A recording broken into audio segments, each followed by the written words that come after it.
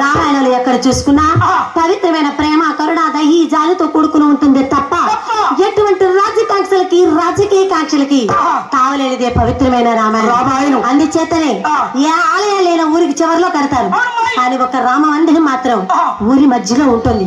ఎందుచేతనంటే ఆ రామాయణంలో ఎలా అయితే అల్లదములైతేనేమి, భార్యాభర్తలైతేనేమి, తల్లి బిడ్డలైతేనేమి, తోటి కోడలైతేనేమి ఎంత ప్రేమానురాగాలతో ఉంటారు.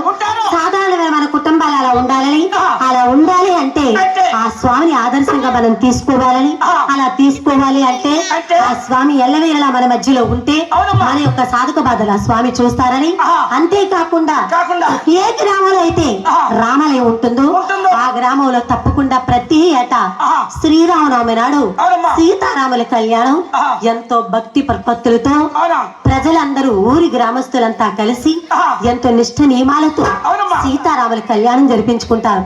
ఆ కళ్యాణం జరిపించి ఆ అక్షింతలు మనపై మన గ్రామంపై చల్లుకుంటే సకల పాపాలు నశించి పసిడి పంటలు పచ్చగా ఉంటాయని అలనాడు పెద్దలు నిశ్చయించారట. అంతటి పవిత్రమైన ఈ రామాయణం. అలాంటి రామాయణాన్ని మనం ఈ రోజు చక్కగా బడుక దూపలు వినించడానికి వచ్చాం.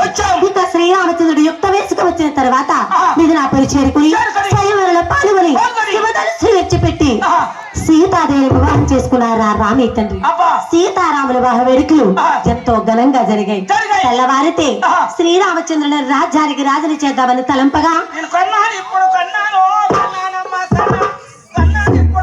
ఏంటి కొన్నావు? నువ్వే అబ్బా ఏ షాప్ లో కొన్నావురా? 3000 నీకు బైక్ ఇచ్చారా? ఎక్కడ? మరి అలాంటి వాళ్ళ కొంటావు నువ్వు.